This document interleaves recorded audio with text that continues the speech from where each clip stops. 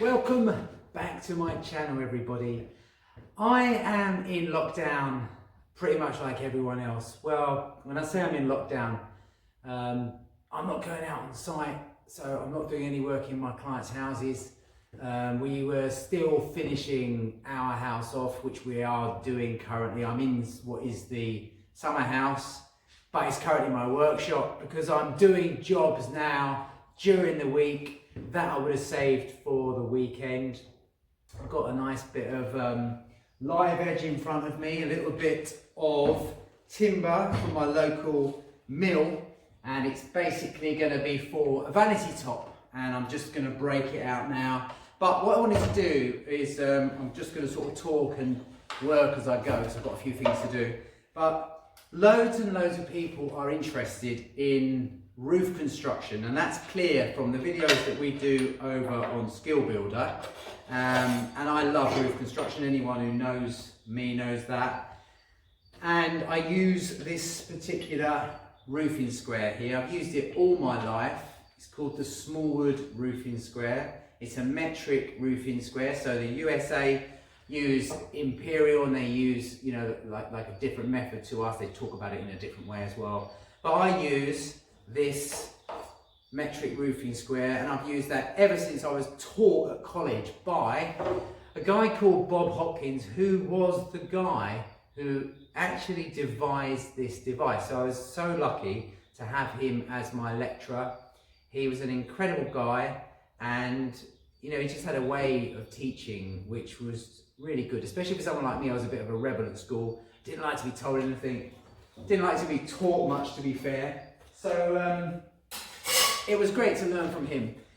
And since then, I've used it all my career. I've adapted it by making this hardwood fence. It's roughly 900 millimeters long. It consists of this is Iroko, so it's pretty sturdy, pretty hard wearing, perfectly straight, and it's got 3 coach bolts and wing nuts on it. So basically what I do is I slide the face of the blade in, I slide the tongue of the blade in here, and that forms my triangle. So on the square I have a couple of points. So this is the common rafter run, and then all the way up here, up the blade, I have degrees of pitch starting at 0 and going all the way up to something like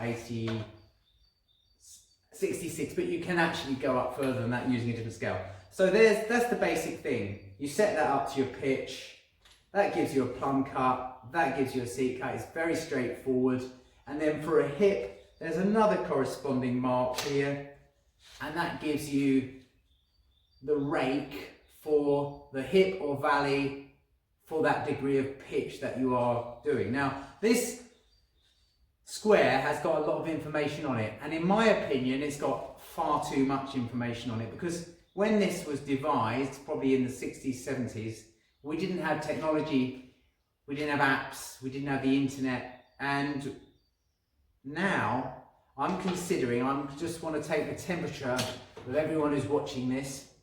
I'm considering remaking a version of this. It will look exactly the same. I will supply it with a fence like this, but I'm going to remove a lot of the information because it's quite confusing when you look at this information on here. I could probably take away 60% of this information and it will be simpler to use, but back that up with an app which will give you expanded information, which allows me, so you knock my saw over, which allows me to also on the app do some small video tutorials. Now all of this obviously is going to cost me a lot of time and a lot of effort. I'm happy to make that investment, but what I need to do is sort of take a temperature of how much interest there's going to be. Now I've got followers and viewers in Australia, in the United States. It might not apply to the United States because they like to do everything imperial, but I think the guys in Australia especially, and some of the guys across Europe,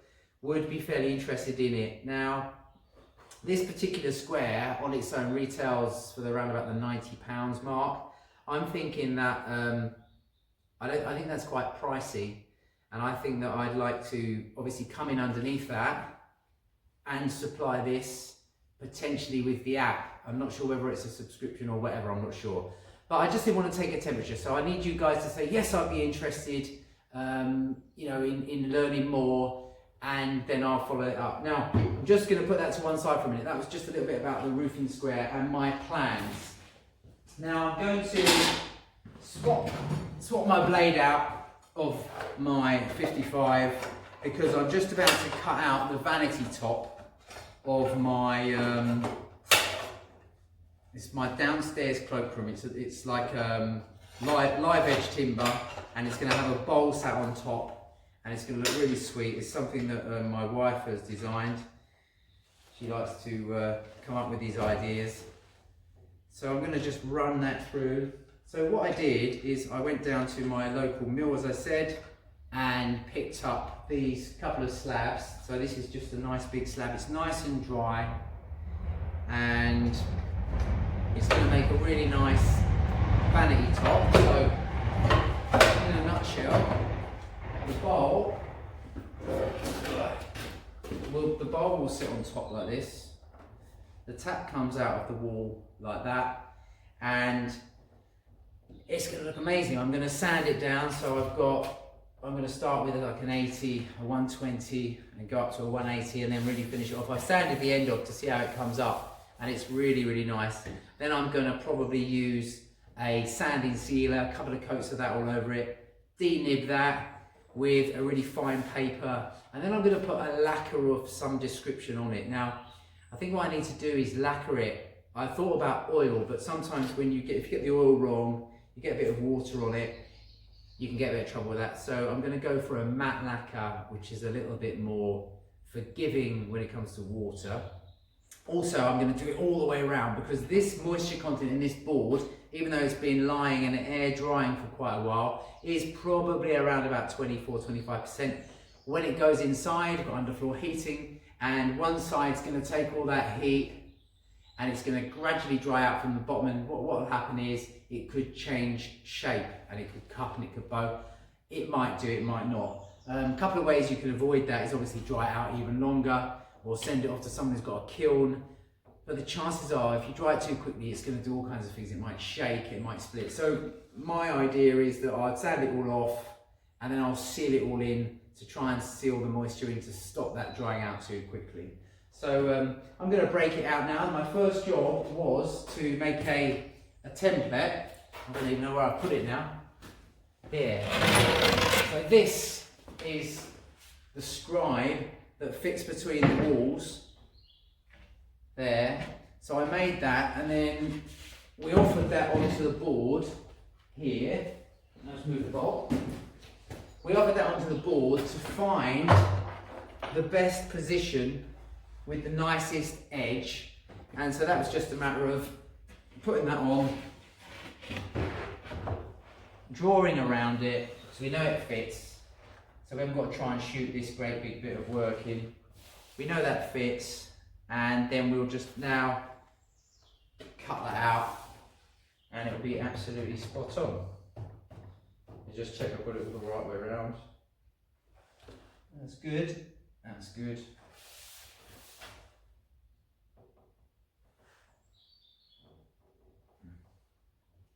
Happy days. So, I'm going to whack that out. Everyone knows how to use a rail saw, so I'll just quickly do that. I've got a couple of battens underneath to catch it, the offcuts. Bit of dust extraction is obviously what we need to do this. Set the depth. Where's my rails? Oh, I've got a lovely little rail here.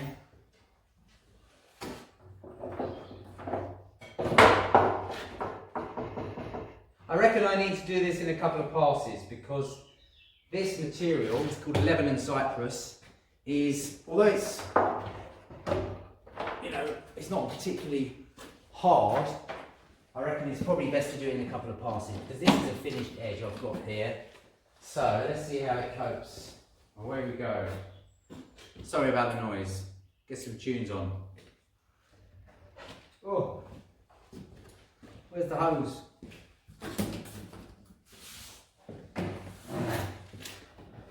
Boom.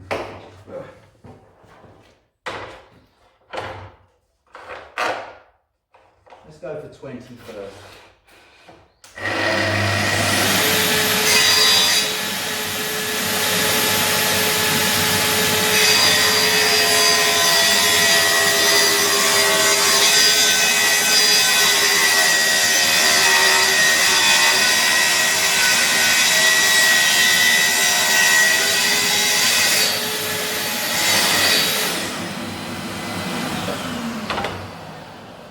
Right, I reckon that's a bit of a dull blade, so I'm going to change that and I'll come back to you in a while. Change that blade, it was grim. I think someone's been cutting cement board with it. It had no edge on it whatsoever. So let's see how this one is.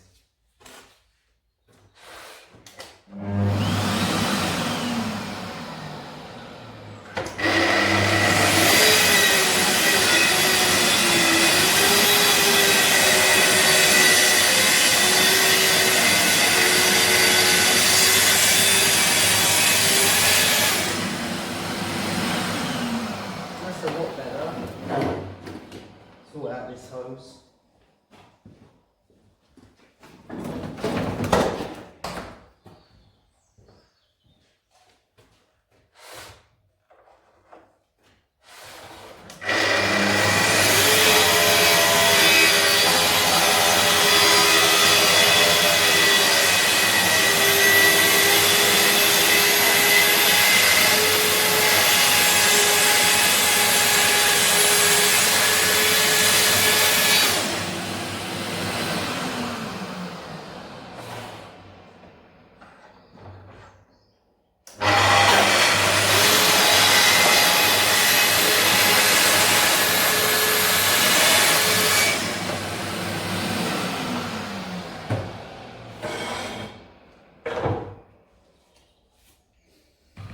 Oh, such a nice smell. You know when you pick up a new bit of timber you haven't worked with before, you get a new smell, and it's like,